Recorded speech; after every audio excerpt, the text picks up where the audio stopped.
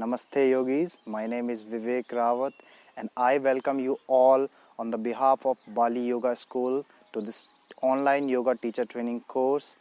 I'm your Ashtanga teacher and we are going to be discussing about the alignment and the structure of the postures. I hope you will enjoy this course. Namaste. Namaste and welcome to the Ashtanga practice. Let's chant the opening mantra of Ashtanga Yoga. Sit comfortably or stand in Samasthiti. Join your both palms together in front of your heart center in Namaskara Mudra. Close your eyes very gently. Take a deep inhale.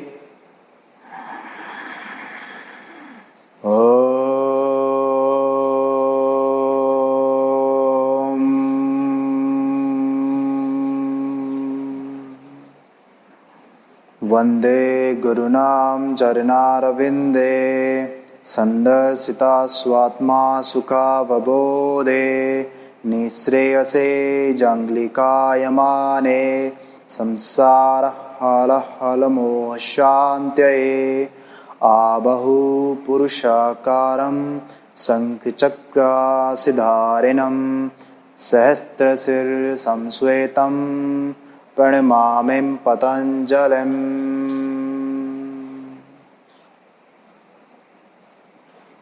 Now release your arms gently, open your both eyes. Now today we are going to do the flow of the postures, which is comprised of Pincha Mayurasana, that forearm balancing, Karandavasana, and other postures as well, where you do Mayurasana, Nakarasana or Nakarasana like crocodile posture, and Vatayanasana. So these postures we are going to perform. So how we perform this posture, let's have a look. So firstly there is Pincha Mayurasana. Now for those people who have like very stiff shoulders, I would suggest them to firstly open their shoulders, because if your shoulders are stiff, if your posture is like your front part of the muscles are kind of very tight, then it is hard to balance, because you need your shoulders, hips and toes, your ankles almost in one line. But if your shoulders are not open, then you tend to always put a lot of weight on your lower back, which is not a good idea. So opening the shoulders is a very good idea here.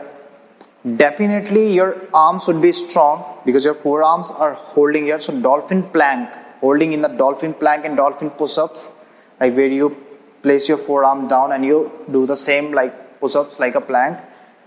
Doing that is a very great idea. After that, when you think that you are ready, then you are going to perform this Pincha Mayurasana. So you can perform it while walking or while swinging your leg one by one up. You can do it, you can practice it in front of the wall. But like when you are performing these secondary series postures, so when you reach here, definitely your body would be properly warmed up and you would not be feeling a lack of warm up. But what happens, sometimes you lack stamina. At that time you may get tired and you have a fear, so you can practice it in front of the wall. Now you can also tie a strap so that your elbows would not get apart more than shoulder distance. It should be just shoulder distance apart. So keeping your forearms on the ground, and make sure that your both wrists are slightly in, so that when you go up, it automatically tends to shift outward. So make sure you're tightening them, grip the floor, and you can just slowly you can walk, and then you can just swing your leg one by one up, and then you can hold the posture.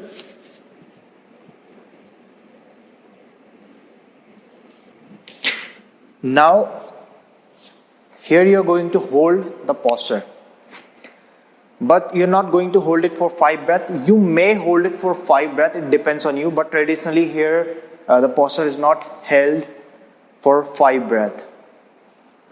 After you are in Pincha Mayurasana, what you need to do, you need a massive, forearm strength here, because you need to just drop your legs down and you need to just cross your legs. If you can make a lotus, go for that. But if not lotus, then just simply cross your legs and drop your knees towards your upper arms, towards your armpits. So how it is going to look like? Again, I'm saying it, if you don't have that kind of arm power, forearm power, what you can do, you can just stay here in Pancha Mayurasana and stay here for even I would say 7 to 10 to 15 breath and gain that arm balance. Because if you're not comfortable here and if you're going to for the next posture, which is Karandavasana, you may again hurt yourself, or other things can happen. So be aware of that. Here you need also a good level of hip flexion. You need a good level of forward bending as well. Because when you're going to drop the knees down, if your back is too much rounded, so your spine will have to bear so much weight. But if you have a good core strength, it will help you here. If you have good hip flexion with a straight spine, then it is a good idea for you. You may not be challenged by this posture so much. So keeping your forearms and keeping your shoulders active, you need to grip the floor. You need to press the floor away, as if you are going to push the floor from its axis to away.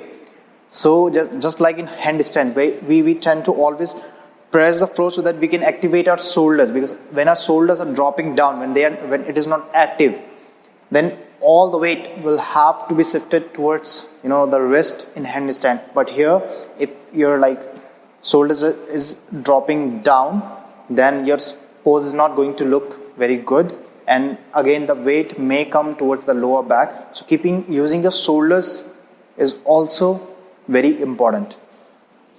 So being in firstly Dolphin Plank you can perform, and then slowly from here just try to walk, and then from there one moment you can just swing your legs one by one up. Then from here what you can do, you can just simply cross your legs and drop your knees down, and you can hold here. You can look forward wherever you feel comfortable. You can look between your palms or slightly ahead of that, and keeping your knees against your upper arms, and just hold the posture for 5 breaths, and try to keep your spine straight. Try to lift your hips more higher. You can hold here for 5 breaths. After holding the 5 breaths, you need to again lift the legs up so that it is completely up. Then you can jump back. So it is a traditional approach. You don't have to perform everything which is traditional. Of course, for that you need practice of so many years, so many months. So a specific diet and everything needs to be in order. But rather than going up, you can just jump back, or you can release your legs down first, and then you can follow the Vinyasa, right? And after that, just follow the Vinyasa.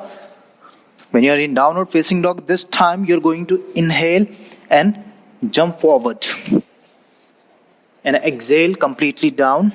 Inhale, you can come up, and you can raise your arms up, and you can then release your arms, and Samasthiti. Again, you need to come into Samasthiti. After that, we have Mayurasana, peacock pose we can call it. For Mayurasana, what we do, as you inhale, you can raise your arms up. As you exhale, you will drop your arms down, but in a change way. So you can keep your both feet separated, or you can keep your legs turned out, and then you can drop your both palms like this. As you inhale, so your fingers would be facing back this time. As you inhale, halfway up, and as you exhale, put the weight on the palms and then jump back. Inhale, upward facing dog, exhale. Now from here, you need to prepare yourself. So when you are in Chaturanga Dandasana here, So from here, like in high plank kind of, so from here you can drop your belly over the elbows and you can lift your legs up. So keeping your core nicely strong here is the key. You can, like after half forward fold, you can jump back and you can come into plank first and then drop your belly over the elbows and sink your elbows against the side of your core muscles and keep your core tight. And then one by one you can lift your legs up. If lifting the legs up higher, you can work on lifting one leg up and hold the posture, then lifting other leg up, drop the first leg down, and then in that way you can increase the core power and then you can hold the posture, you can perform the posture. After performing this Mayurasana, again, just come out of the posture and then you can follow the half Vinyasa and then you can come into standing half forward fold. As you exhale, down. As you inhale, come all the way up. Now after this, we need to follow Nakarasana, crocodile posture. What do we need to do here? As you inhale, arms up. As you exhale, bend forward. Inhale halfway up. Exhale, jump back, Chaturanga. Now from here, you can just, like this kind of thing, like toss yourself up. Press the palm down and toss your body up and then move forward. Press your palms down, toss your body up and move forward. This kind of walk is known as crocodile walk. What you can do here for modification, if it is too much for you, you can just walk like this. Otherwise, just bend your knees, toss yourself up, and for 5 counts, walk forward. For 5 counts, again walk back. After completing it, again as you inhale, upward facing dog. As you exhale, downward facing dog. Then again inhale, jump forward. Exhale, bend forward. Inhale, come all the way up. Urdhva Namaskar. And exhale, release your arms. So this is about Nakarasana variation.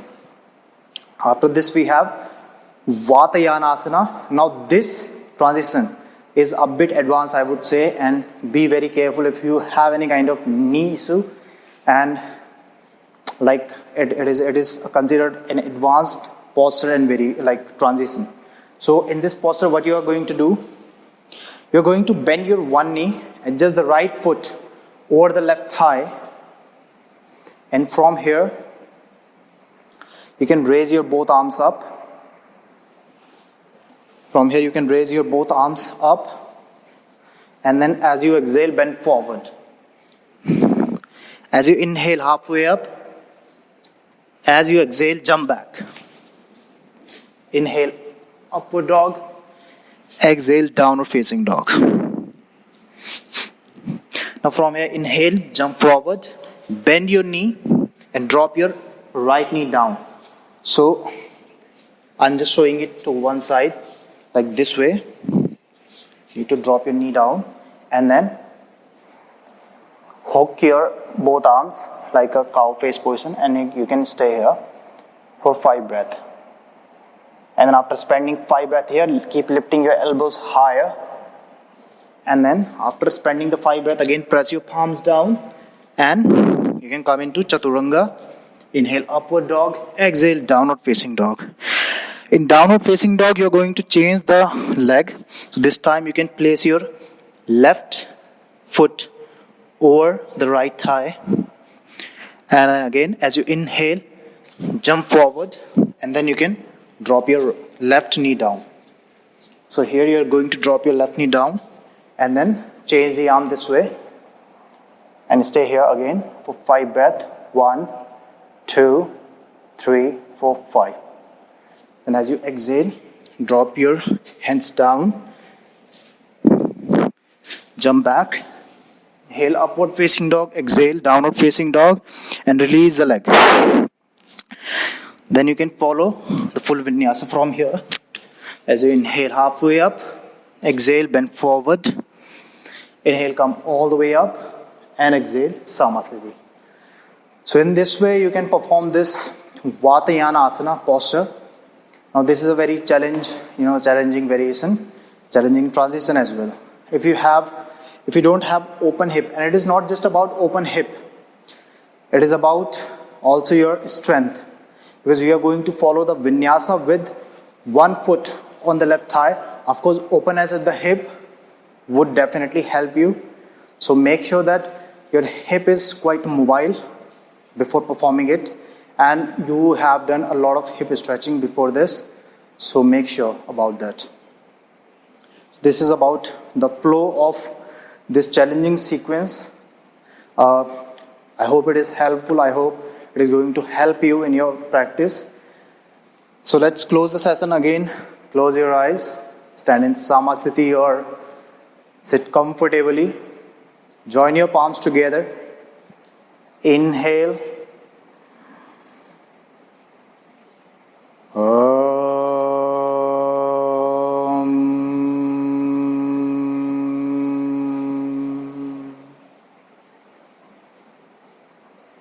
Swaste prajabhya paripalayantam nyayena margena mahim mahimsa go brahmanebhya shubhamastu nitya loka samasta sukhino bhavantu. Rub your palms. Place the palms on your eyes. Slowly drop your palms down. Open your eyes. See you next time. Namaste.